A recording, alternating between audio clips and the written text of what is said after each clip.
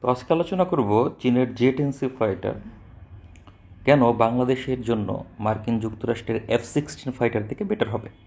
তো এটা হচ্ছে জেট-এনসি ফাইটার, এটা হচ্ছে F-16 ফাইটার। কেন বাংলাদেশের চাহিদা অনুযায়ী বেটার হবে, কোন যুদ্ধ বিমান বেটার সেটা আলাদা ডিবেটের বিষয়। তো বাংলাদেশের রিকোয়ারমেন্টটা কী সেটা আমরা আগে দেখব। এই যে বাংলাদেশের ম্যাপ দেখতে পাইতেছেন, তো এখানে এটা হচ্ছে বাংলাদেশ, ঠিক আছে। আপনার এই যে এটা ম্যাপ দেখলে বুঝতে পারতেছেন। তো বাংলাদেশ আর এই যে এটা কিন্তু ইন্ডিয়া, হ্যাঁ, এই যে ইন্ডিয়া বেশ বড় রাষ্ট্র। আবার এই যে এগুলোও কিন্তু ইন্ডিয়ার পার্ট, আর এটা হলো মিয়ানমার এখান। তো বাংলাদেশ কি করতেছে দেখেন, আমাদের মেরিটাইম বাণিজ্যগুলো হয় এখান দিয়ে, নতুন বন্দর করছে দক্ষিণাঞ্চলে, এখান দিয়ে হবে। তো ইন্ডিয়া হুমকি মোকাবেলা করা এবং মিয়ানমারের হুমকি মোকাবেলা করা আমাদের একটা কাজ হবে। তো এক্ষেত্রে আমরা কি করতে পারি দেখেন, আমরা ইন্ডিয়া, আমাদের শক্তিটা ইন্ডিয়ার বিপরীতে কী হবে, ডিফেন্সিভ, অফেন্সিভ কিন্তু হবে না। যদিও সামরিক দৃষ্টিভঙ্গি হচ্ছে offence is the best defence, কিন্তু ইন্ডিয়ার বিরুদ্ধে আমাদের অফেন্সিভ মিশনে যাওয়া ডিফিকাল্ট।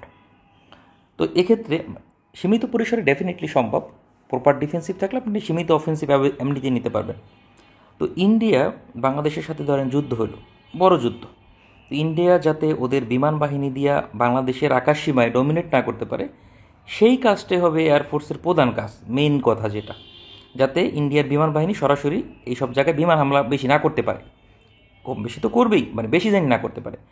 তো সেক্ষেত্রে আমাদের যুদ্ধ বিমানগুলো এই সব জায়গা থেকে প্রোটেকশন দেবে, এই জায়গাগুলোতে প্রোটেকশন দেবে। প্রোটেকশন দিলে কী হবে, আমাদের সেনাবাহিনী ফ্রন্টে ভালোভাবে যুদ্ধ করতে পারবে, জনগণ সেনাবাহিনী সব মিলে যুদ্ধ করতে পারবে। কিন্তু এয়ারফোর্সের যদি ডমিনেন্স না থাকে তাহলে কি হবে, এয়ারফোর্সের ডমিনেন্স না থাকলে ভারত একদম পুরা বিমান হামলা করে করে করে করে সব সেনাবাহিনীর যে শক্তি আছে আমাদের জনগণের, সেগুলোকে ধ্বংস করে ফেলাইবে। তো আমাদের তাহলে কাজটা কি, এয়ার পুলিশিং, অর্থাৎ আপনার আকাশপথে এনে যুদ্ধবিমান থাকবে আমাদের দেশে, অন্য দেশের যুদ্ধবিমান যাতে আকাশ সীমায় প্রবেশ না করতে পারে সেটাকে মোকাবেলা করবে, অর্থাৎ এয়ার টু এয়ার মিশনে পারদর্শী হতে হবে বাংলাদেশের যুদ্ধবিমানকে।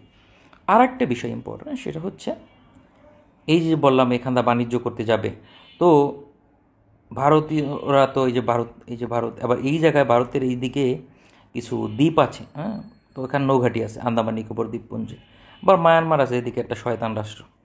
তো এখানে যদি ওরা নেভাল ব্লক দেয়, ইন্ডিয়া সামহাও নেভাল ব্লক দিল, তাহলে আমরা পারবো কীভাবে, বাণিজ্য করবো কীভাবে? তো এমন অবস্থাতে নেভাল ব্লক ভাঙতে হবে। নেভাল ব্লক ভাঙতে লাগে হলো কি, সাবমেরিন, আর লাগে হলো যুদ্ধ বিমান। সাবমেরিন হলো বেস্ট, আবার যুদ্ধজাহাজ দিয়েও করা যায়, কিন্তু যুদ্ধজাহাজের যে কোয়ান্টিটি বাংলাদেশের, সেটা আসলে ইন্ডিয়াকে মিট করতে পারবে না, বাস্তব কথা, রিয়েলিটি মানতে হবে। তো সাবমেরিন আর হলো নেভালিস্টিক ফাইটার। নেভালিস্টিক ফাইটার বলতে এরকম ফাইটার আমাকে ডেডিকেটেড লাগবে না, নেভালিস্টিকে পারদর্শী এরকম যুদ্ধ বিমান লাগবে। অর্থাৎ ধরেন এখান থেকে আসলো কম্বার ট্রেন যদি 1500 কিলোমিটার হয়, আরও মিসাইল আরও 1800 কিলোমিটার মতো কভার দেবে, যেটা ভারতের আন্দামান নিকোবর দ্বীপপুঞ্জকে ক্রস করে যাবে। তো আমাদের নেভালিস্টিক মিশন পরিচালনা করতে পারলে নেভাল ব্লক দিতে পারবে না, আমরা সাপ্লাই চেনটা ঠিক থাকবে, বহির্বিশ্বের থেকে অস্ত্র গোলাবারুদ সহ বিভিন্ন বাণিজ্য টাণিজ্য আমরা যুদ্ধ চলা অবস্থাও করতে পারবো। তাহলে আমাদের যুদ্ধটা বন্ধ হবে না, মানে আমরা আত্মসমর্পণ করবো না। এই দুইটা হলো আমাদের মেন রোল। আর একটা রোল আছে যুদ্ধ বিমানে, সেটা হলো গ্রাউন্ড স্ট্রাইক, অর্থাৎ ভারতেরও ভিতরে হামলা দেওয়া, সীমিত পরিসরে হামলা দেওয়া, আর আর পাশাপাশি কিছু গুরুত্বপূর্ণ স্থাপনা ধ্বংস করা। যেমন ধরেন ভারতে এই যে দিল্লি, এখান থেকে ওদের স্ট্র্যাটেজিকভাবে গোলাবারুদ বেশি আছে, এই সব জায়গা থেকে গোলাবারুদ ওদের ইস্টার্ন কমান্ডের এই ধরেন এমন একটা জায়গায় বেশি করে মজুত রাখছে অনেক মজুত রাখছে, সেই মজুতগুলার এমন একটা জায়গায় রাখছে, ওইটা যদি ধ্বংস করতে পারে বাংলাদেশ বিমান বাহিনী যায়, তাহলে ওদের সাপ্লাই চেনে সমস্যা পড়বে। তো আমরা এই যে ঘন ঘন হামলা দেওয়ার থেকে বিভিন্ন ক্যাম্পে ক্যাম্পে হামলা তো আমরা দিতে পারবো না, ফ্রন্ট লাইনে যুদ্ধবিমান অত পরিমাণ যুদ্ধবিমান আমাদের থাকবে না, বা সেটা সম্ভব না ইন্ডিয়ার বিপক্ষে ওইভাবে। তো আমরা আমাদের আকাশসীমাকে নিরাপত্তা দেওয়া ডিপ স্টেক মিশন করব। গ্রাউন্ড স্টেকের মধ্যে দুইটা ধাপ আছে, একটা ডিপ স্টেক, একটা হলো ক্লোজ সাপোর্ট। তো ক্লোজ সাপোর্ট আমরা বাদ দিলাম, ডিপ স্টেকটা আমরা প্রাধান্য দিই। ক্লোজ সাপোর্টটা আমরা ড্রোন আছে আমাদের, ভবিষ্যতে আরও ড্রোন প্রজেক্ট আছে, ওইগুলোতে দিতে পারবো। যুদ্ধবিমানগুলো ডিপ স্টেক করলাম। অর্থাৎ 3 ধরনের মিশন আমাদের গুরুত্বপূর্ণ। এখন 3 ধরনের মিশনের জন্য কার প্রোফাইল কীরকম ভালো সেটা নিয়ে আলোচনা করা দরকার। আমরা যদি প্রথমে F-16 দিকে যাই, দেখতে পাচ্ছেন F-16, F-16 একটা লেজেন্ডারি ফাইটার, এটা অস্বীকার করার কোনো উপায় নেই। লেজেন্ডারি ফাইটার এবং ব্যাপক আধুনিক একটা যুদ্ধ বিমান। বর্তমানে এদের ব্লক 70 ভ্যারিয়েন্ট যেটা আছে সেটা অনেক আধুনিক। তো এখানে বিভিন্ন ধরনের গ্রাউন্ড স্ট্রাইকের বোমা আছে, দেখেন প্রচুর প্রচুর, মানে আনগাইডেড, গাইডেড, মানে অভাব নাই, শর্ট রেঞ্জ মিসাইল, এরকম বহুত আছে। তো মেইনলি গ্রাউন্ড স্ট্রাইক বোমার কোনো অভাব নাই ওদের কাছে, অপশন আছে অনেক। তো F-16কে যুক্তরাষ্ট্র ইউজ করতে কী জন্য, এটার মেনটেন্যান্স কস্ট কম কম্পারেটিভলি অন্য অন্য যে ফাইটার ইউজ করে যুক্তরাষ্ট্র সেইগুলোর তুলনায়, যেমন F-15 বা F-35 বা F-22 র্যাপটার তার গ্রাউন্ড স্ট্রাইক পারেই না। তো এই দৃষ্টিভঙ্গি থেকে মেনটেন্যান্স কস্ট কম হওয়ার কারণে গ্রাউন্ড স্ট্রাইক মিশন এগুলো দা পরিচালনা করে, এই কারণে প্রচুর গাইডেড আনগাইডেড বোমা ওরা ব্যবহার করে। এখন এগুলো তো আমার দরকার নাই, বললাম তো ক্লোজ সাপোর্ট আমি দেবো না, কারণ ক্লোজ সাপোর্ট দিতে গেলে আমার বিমানে ঘাটতি পড়ে যাবে, ধ্বংস হার বাইরে যায়। ক্লোজ সাপোর্ট দিতে গেলে অনেক বিমান ধ্বংস হয়, আপনার এটা মেনে নিতে হবে, যত আধুনিক বিমানই হোক ধ্বংস হবেই। তো সেক্ষেত্রে ক্লোজ সাপোর্ট আমাকে দিতে পারবো না, এটা বন্ধ রাখতে হবে। এছাড়া anti radiation missile, radar search করার জন্য যেটা থাকে, সেক্ষেত্রে যে ধরনের মিসাইল হয় সেটা এটা, এগুলোর রেঞ্জ মোটামুটি ধরেন 90 কিলোমিটারের মতো। আসলে এগুলো খুব একটা কাজের না, অ্যান্টি রেডিয়েশন মিসাইল এইসব, এগুলা হলো বেশি কথা আসলে সিঙ্গেল এজেন্ট ফাইটার দেয়া এগুলো পরিচালনা করা। মেইনলি এটার কাজ হবে air to air mission. Air to air মিশনের জন্য এটা বেশ ভালো একটা মিসাইল, এই যে দেখতে পাচ্ছেন, এই যে এগুলো এয়ার টু এয়ার মিসাইল। তো এয়ার টু এয়ার মিসাইল হিসেবে এগুলো ইউজ করে কি, AIM-120। তো 120-র বিভিন্ন ভ্যারিয়েন্ট আছে, যেগুলোর রেঞ্জ হচ্ছে 105 থেকে 180 কিলোমিটার। তো 180 কিলোমিটার হলো ডি ভ্যারিয়েন্ট। তো ডি ভ্যারিয়েন্ট আমাকে দেবে না আমেরিকা, সাধারণত ওদের যে মানে সব সিক্রেট ওয়েপন আছে, কৌশলগতভাবে বিবেচনা করতে গেলে সেগুলো সবাইকে দেয় না, কিছু কিছু দেশকে শুধুমাত্র প্রোভাইড করে। তো বাংলাদেশ তার মধ্যে ডেফিনেটলি পারবে না। তারপরে 120 কিলোমিটার ভ্যারিয়েন্ট পাবো, যেমন C8 ভ্যারিয়েন্ট পাবো 120 কিলোমিটার রেঞ্জে। ওটা আমাদের জন্য মোর দেন আনাফ, টেকনিক্যালি অনেক ভালো একটা অস্ত্র। আর 100 কিলোমিটার বা 120 কিলোমিটারের বেশি রেঞ্জের এয়ার টু এয়ার মিসাইল আসলে দরকারও হয় না। অনেকে বলে 200 কিলোমিটার সামথিং হ্যান ত্যান, এগুলো আসলে দরকার নেই। প্রতিপক্ষের যুদ্ধ বিমানকে ধ্বংস করার জন্য এগুলো আনা। তারপরও 200 কিলোমিটারকে পাগল তাহলে বানাইতেছে যারা, বা 300 কিলোমিটার 400 কিলোমিটার যারা বানাইতেছে এরকে পাগল না, পাগল না। এগুলো তো অ্যাওয়াক্স ধ্বংস করে, যেমন এয়ারবর্ন আর্লি অনেক অ্যাওয়াক্স এয়ারক্রাফট যেগুলো, সেগুলোকে ধ্বংস করে। ট্যাঙ্কার ধ্বংস করে, ট্যাঙ্কার বলতে যে রিফুয়েলার যে বিমানগুলো আছে সেগুলোকে ধ্বংস করে। এগুলোকে ধ্বংস করতে পারলেও অ্যাডভান্টেজ পাওয়া যায়, সেই অ্যাডভান্টেজটা ভারতের বিরুদ্ধে F-16 এখানে খুব একটা অ্যাডভান্টেজ পাবে না।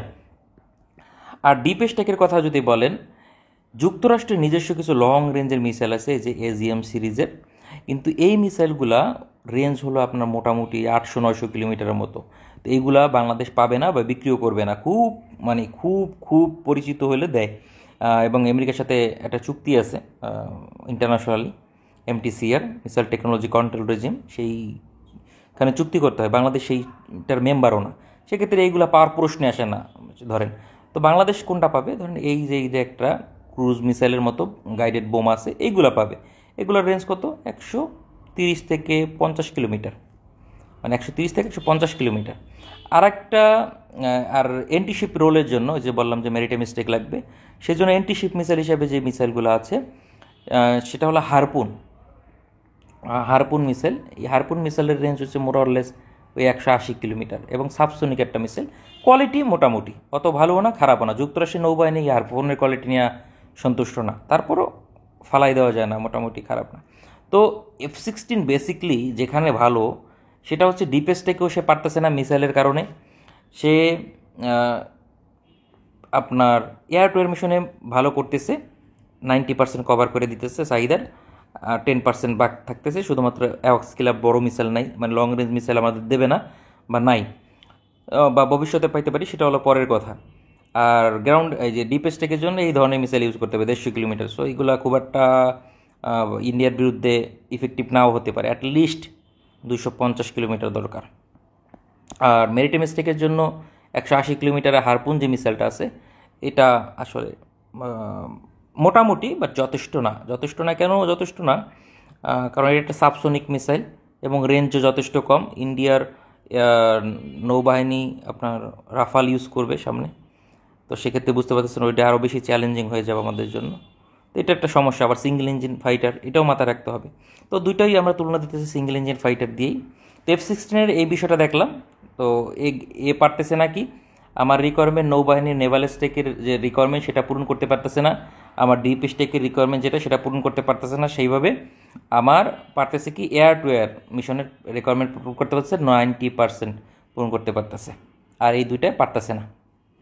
বিপরীতে আমরা জেট এনসির দিকে যাবো। জেট এনসির এই যে এটা দেখতেছেন পাকিস্তান সাম্প্রতিক সময় কিনছে, কিনে ওদের কিছু কিছু ওয়েপন মানে এখানে প্রদর্শন করছে। এই যে দুইটা দেখেন, এই দুইটা হলো PL-15 মিসাইল, PL-15, যেটার রেঞ্জ হচ্ছে মোরাললেস 145 কিলোমিটার।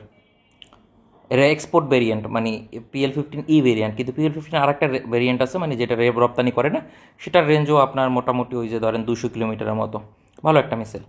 তো 145 কিলোমিটার ডেফিনেটলি বেটার একটা এজ দেবে কম্পেয়ার টু অ্যামরাম C8 ভেরিয়েন্টে থেকে, যেটার রেঞ্জ 120 কিলোমিটার, মানে 25 কিলোমিটার এক্সট্রা রেঞ্জ দেবে। 25 কিলোমিটার ডেফিনেটলি ম্যাটার করে কিছুটা হলেও।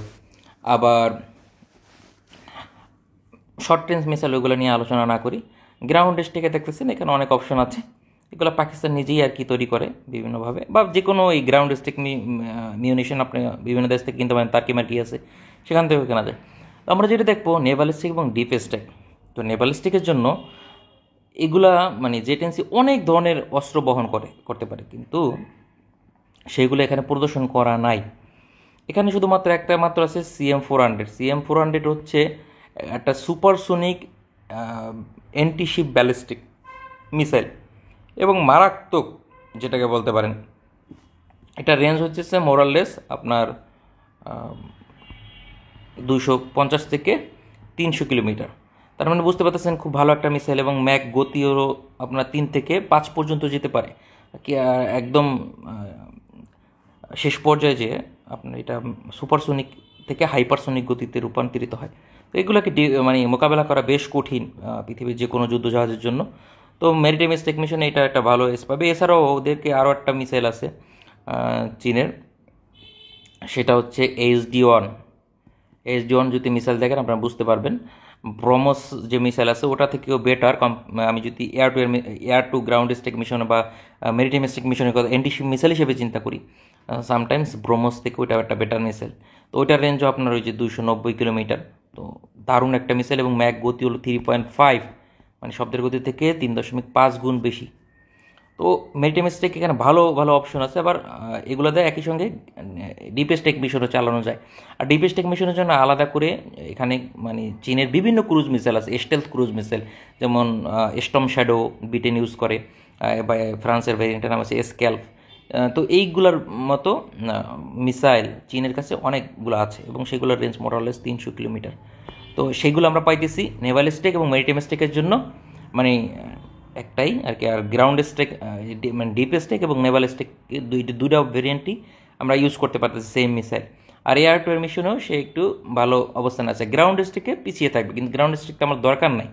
আর এই কারণেই বাংলাদেশের জন্য জেট এনসির তুলনায় আপনার F-16 তুলনায় জেট এনসি বেটার বাংলাদেশের প্রেসক্রিপশন থেকে। আরও কারণ আছে, সেটা হলো এটা মানে কস্ট ইফেক্টিভ।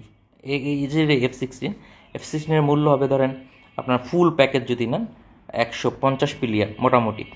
নতুন যদি নেন ব্লক 70 ভেরিয়েন্ট, ঠিক আছে, ব্লক 70 ভেরিয়েন্ট 70-72 ভেরিয়েন্ট, মানে ইঞ্জিনের হালকা চেঞ্জ আছে। ব্লক 70 সংস্করণ $150 মিলিয়ন আপনার প্রাইস পড়বে মোটামুটি প্যাকেজ সহ। আর জেট এনসিতে আপনার পরিপূর্ণ প্যাকেজ সহ যদি নেন, সেটা প্যাকেজের উপরে নির্ভর করে। তারপরে যদি কম্পারেটিভ সেম প্যাকেজ না, তাহলে আপনার ওটা 150 মিলিয়ন খরচা পড়লে চীনের এটা খরচা পড়বে মাত্র 100 মিলিয়ন, আপনার 50 মিলিয়ন ছাড় হইতেছে, অর্থাৎ 30% মতো আপনার মানে ব্যয় সাশ্রয় হইতেছে। তো এটা একটা ভালো অবস্থা আমি মনে করি। তো এটা ডেফিনেটলি গুরুত্বপূর্ণ। 30% কস্ট মানে অনেক। এখন পলিটিক্যাল কিছু আলোচনা করা প্রয়োজন। সেটা হলো অনেকে বলতে পারেন যে ভাই ইউএসের ফাইটার অন্য দেশের বিরুদ্ধে ব্যবহার করা যায় না, এগুলো হলো মানে একদম ফালতু কথা, পোলাপানের মতো কথাবার্তা, এগুলা ভুয়া কথা। আপনি এই বিমান কিনে ইসরায়েলের বিরুদ্ধে ব্যবহার করতে পারবেন, কোনো সমস্যা নেই, এটাই রুলস। মানে এটা না করলে আমেরিকা ধ্বংস হয়ে যাবে, আমেরিকার যে হেজিমনি এটা থাকবে না। সুতরাং এইগুলো নিয়ে কথা বলার কোনো দরকার নেই। তারপরে যদি F-16 কেনে, যথেষ্ট ফাইটার এবং ডেফিনেটলি কোয়ালিটিফুল ফাইটার, কোনো সমস্যা নেই। মানে এই দুইটার মধ্যে একটা কিনলে হয়েছে। বাট কোনোভাবেই পাকিস্তানের F-17 যাওয়া যাবে না, কারণ ওইটার কোয়ালিটি আমাকে সন্তুষ্ট করতে পারে না আমার মতে। এই ডিটেলসে ভিডিও আমাদের মেন চ্যানেলে আসবে। আগামীকালকে আশা করি।